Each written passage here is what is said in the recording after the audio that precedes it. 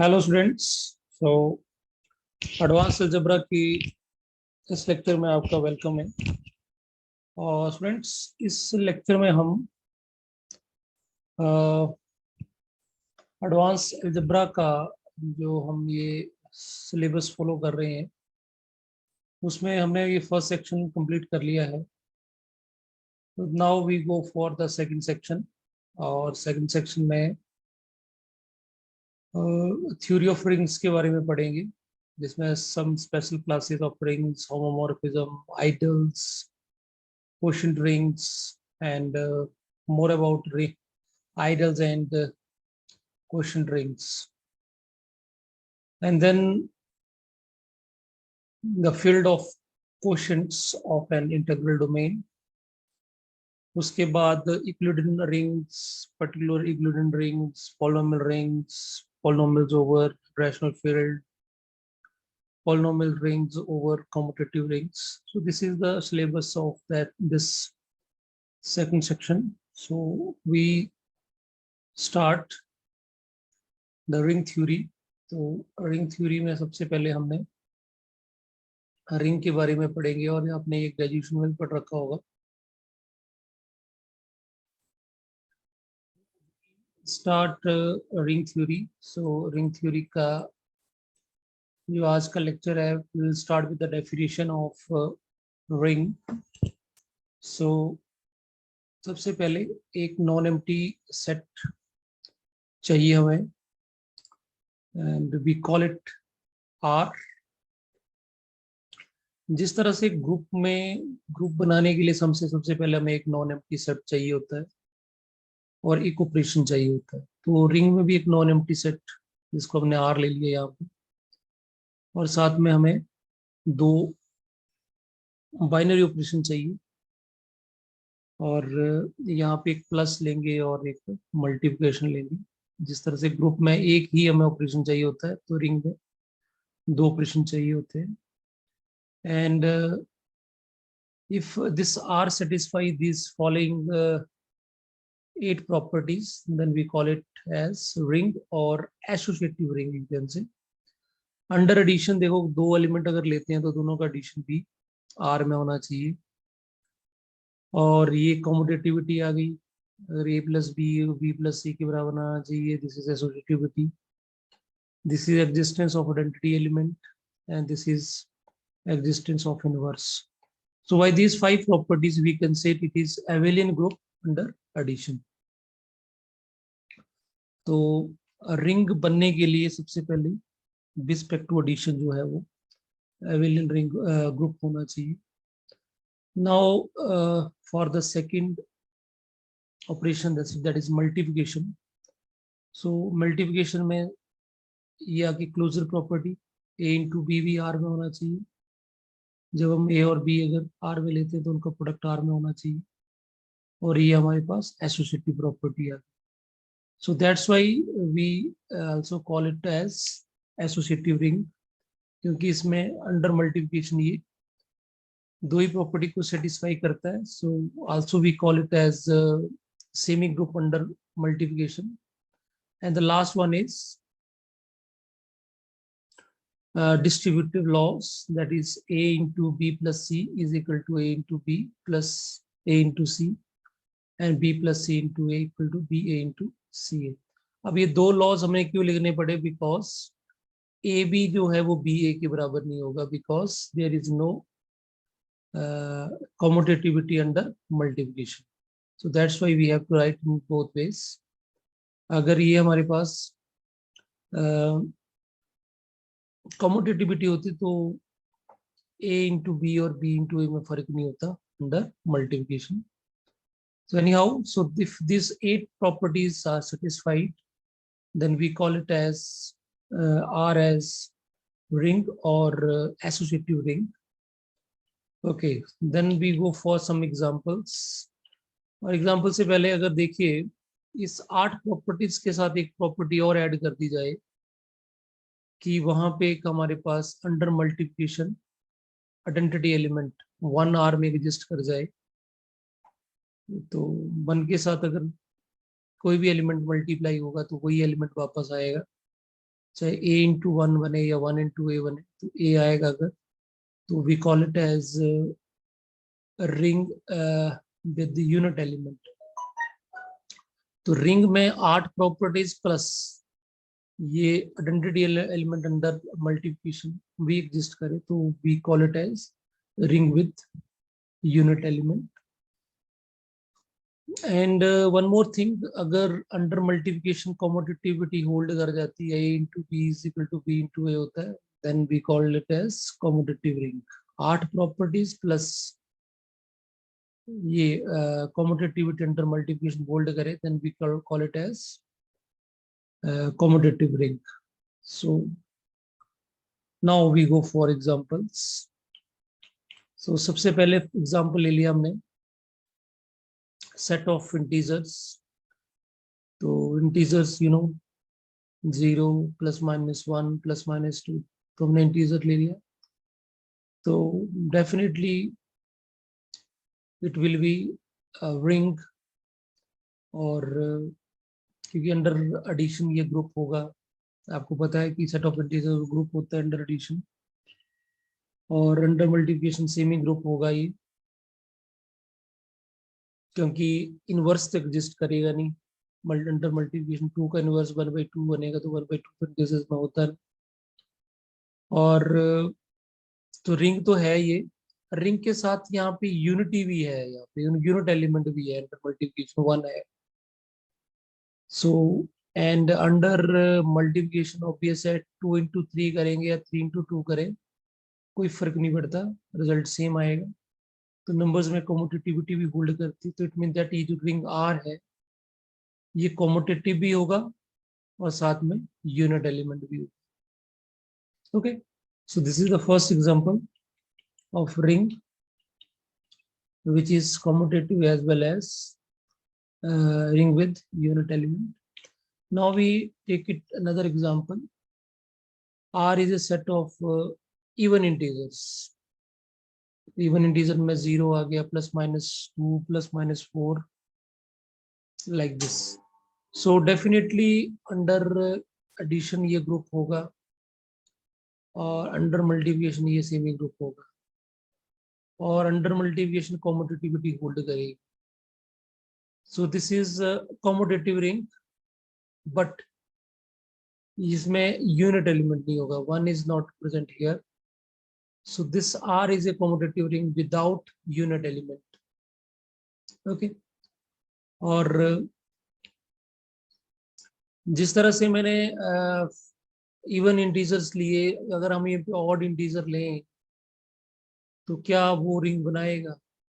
अगर odd integer लेंगे तो ऑड इंटीजर में तो फिर plus minus 1 plus minus 3, even 0 भी नहीं आएगा। 0 भी नहीं आएगा, इट मीन दैट ये ग्रुप भी नहीं बनेगा अंडर एडिशन। तो सेट ऑफ ऑड इंटीजर्स जो है वो रिंग नहीं बना सकता। Now the third example is rational numbers. तो रैशनल नंबर्स में ऑफ कोर्स सारे के सारे नंबर्स आएंगे, और जिसका न्यूमिनेटर और डिनोमिनेटर जो इंटीजर्स होंगे, तो इसमें अंडर एडिशन ग्रुप होगा, अंडर मल्टीप्लिकेशन भी ये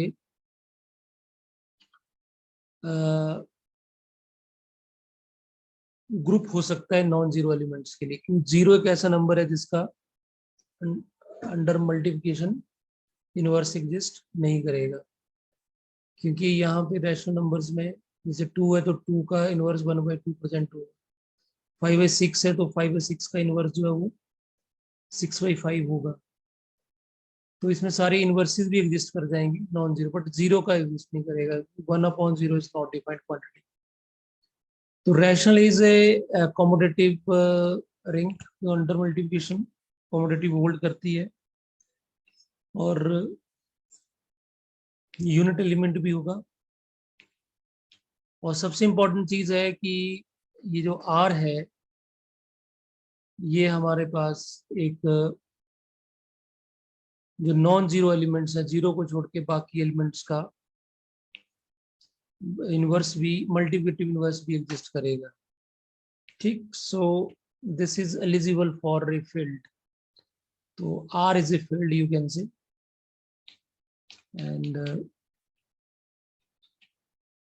the one more example, and this is very interesting example, and this is set of integers mod 7 under addition and multiplication modulo 7.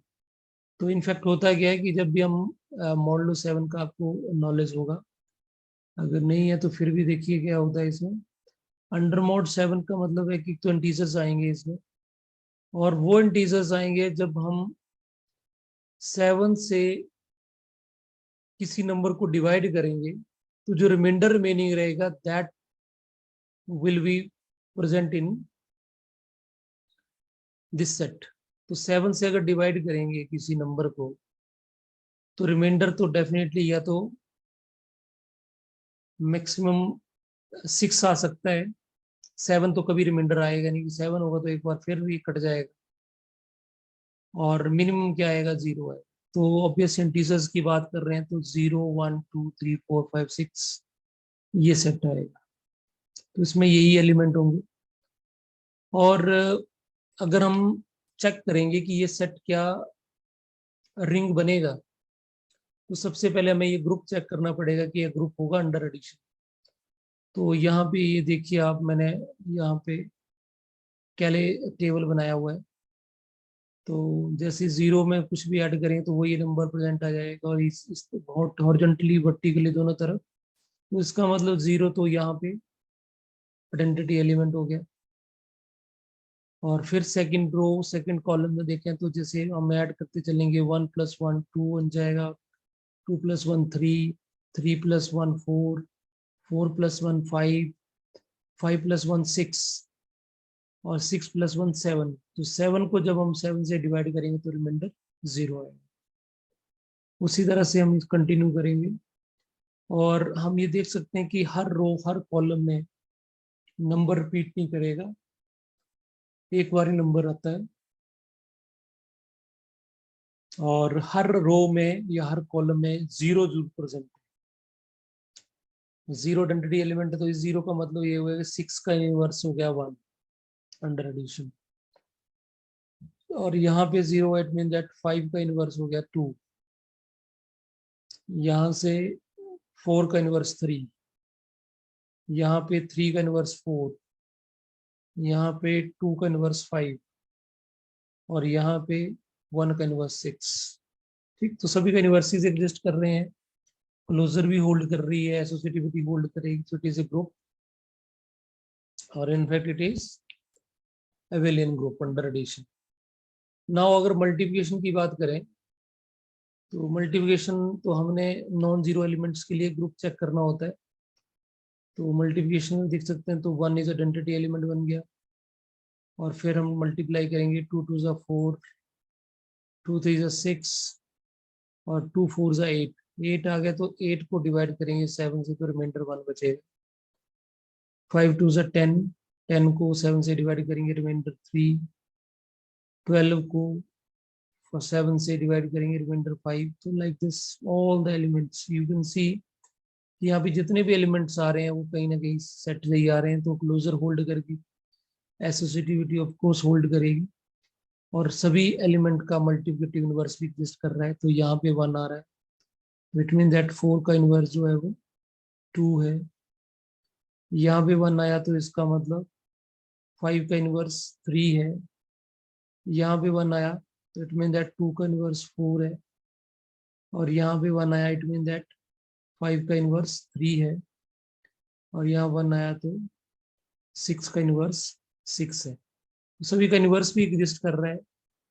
सो ये रिंग तो है, और ये कॉम्यूटेटिव रिंग है विद यूनिटी है, यूनिट एलिमेंट है, बट ये फील्ड भी होगा, क्योंकि फील्ड की डेफिनेशन इतनी होती है कि जो आपके नॉन जीरो एलिमेंट्स हैं उनका मल्टीप्लिकेटिव इनवर्स एग्जिस्ट करना चाहिए। या यू कैन से कि जो रिंग है वो अंडर मल्टीप्लिकेशन भी अगर ग्रुप बन जाए नॉन जीरो एलिमेंट्स के लिए, और वो ग्रुप एविलियन होना चाहिए। अगर एविलियन ग्रुप अंडर मल्टीप्लिकेशन बन जाए नॉन जीरो एलिमेंट्स के लिए, that will be a field, so it is clearly a field।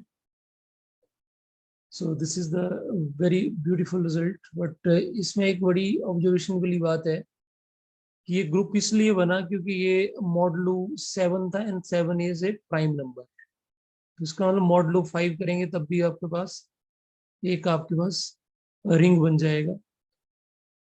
7 का है, फिर हम यहाँ पे 3 का बना सकते हैं। उसी तरह से प्राइम नंबर्स का 11, 13, जब भी यहाँ पे मॉडल प्राइम नंबर रखेंगे तो ऑलवेज एक फील्ड बन रही है। लेकिन अगर इसकी जगह में कोई कंपोजिट नंबर रखें सो वो कॉमोडेटिव रिंग तो हो सकती है लेकिन फील्ड नहीं हो सकती। क्यों नहीं हो सकती, ये देखिए। आई set of integer modulo 6 under addition and under multiplication. तो आर में ये 6 एलिमेंट आएंगे, 0, 1, 2, 3, 4, 5। तो अंडर एडिशन तो आप इस तरह से क्लियर टेबल जैसे पहले बनाया हम चेक कर सकते हैं, ठीक।